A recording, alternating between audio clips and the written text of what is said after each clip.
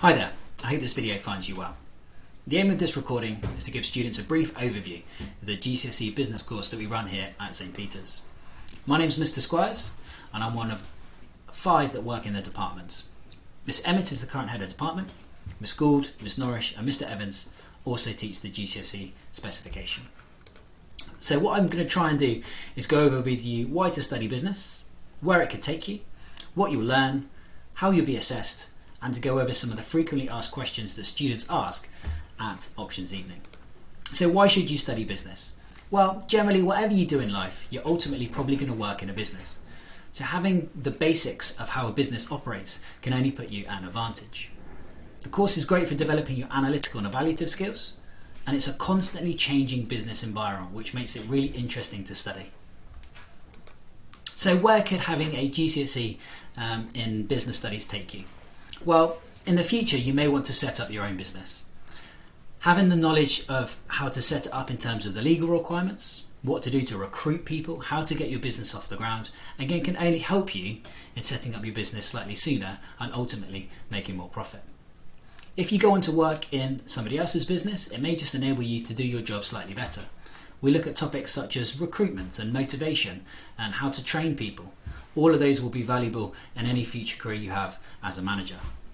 If you then choose to go on and study business at A-level, we also do that here at St Peter's in terms of business and economics. And you can then obviously have the option to go on to university and study some of the hundreds of related courses to business and economics that are available. Some of our past students have gone on to study business management, business with a language, international business, or other business related fields such as economics, accounting, marketing, a social media analyst, and then investment banking. It's well worth researching these at university now to give yourself an idea of some of the things that they can do and where you potentially might see your career path going at this stage.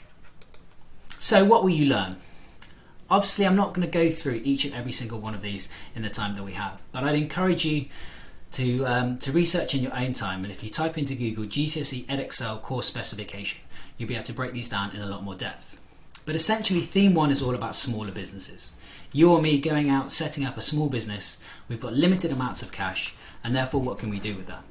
We look at the characteristics of entrepreneurs, we look at your characteristics and see whether you're somebody that has the necessary skills to set up your business and what you might need to develop in the future. We look at the legal structure, we look at how to put all of these business ideas into practice and how to make a business operate as effectively as possible. We then look at the marketing. Okay, what is the product that you're going to sell? How are you going to get it from producer to consumer? What promotion are you going to do? All of these are valuable things that businesses will need to do at a small scale. Then in year 11, we come back and we do theme 2. Now theme 2 is about bigger businesses. This is your Tesco, your Sainsbury's, your McDonald's. They've got large amounts of cash and therefore they're able to do different things than a smaller business can. We look at the methods of growth, whether that's buying other businesses or merging with other businesses. We look at the marketing decisions that can take place but on a much bigger scale than your small corner shop. We look at making product decisions. So how is it that the product is now made as effectively as possible? Can we get parts of the product made in other countries to minimise the unit cost? We then spend a little bit of time looking at the financial elements of a business, how to maximise profit. We look at cash flow, break even, and any exam paper is made up of 10% of quantitative skills. So it's important that there is a little bit of maths involved in this course as well.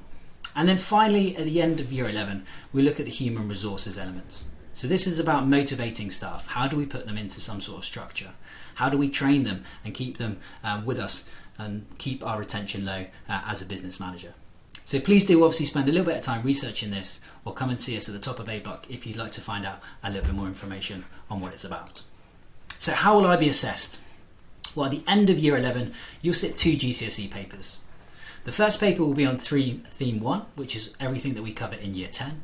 And then the second paper is on theme 2, which is everything we cover in year 11. Now the good news is both papers are structured in the same way. Okay, so they're both an hour and a half and they're a mixture of multiple choice questions, short answer questions and extended long mark questions. We also then run a variety of different end of section tests to enable us to track your progress throughout the course. Once you've done a particular end of section, we'll then give you a test, and that gives us an idea of things that you need to work on and also gives you a bit of an update on where you're currently tracking. So, frequently asked questions. Is there a lot of writing in business? You do need to be aware that the way that the course is assessed is a writing format. Therefore, throughout the year, we do spend quite a lot of time practicing your longer mark questions, and obviously that does involve a little bit of writing.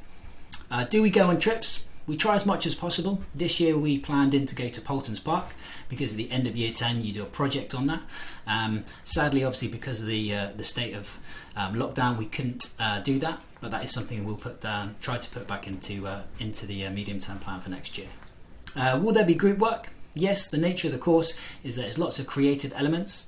Okay, we get you to design brands, come up with new product ideas, extend products, and all this does involve you working in groups and teams.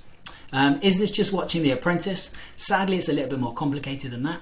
We do take inspiration from the work that they do in The Apprentice, and certainly if it's still on at the time, we do take snippets from it and use that to learn to apply it to some of the theory that we're studying. And then the final question, have students got level 9s in this subject in the past? Yes, we're really proud. In each of the years that there's been formal exams, we've had students that have achieved level 9s and have gone on to then study business and economics at A-level and been very successful at those as well. So, I hope this has provided you with a brief overview of the course. If you do have any further questions, please don't hesitate to come and speak to us. We're generally at the top of A block, and if there's nothing else, then we look forward to seeing you hopefully at the start of year 10.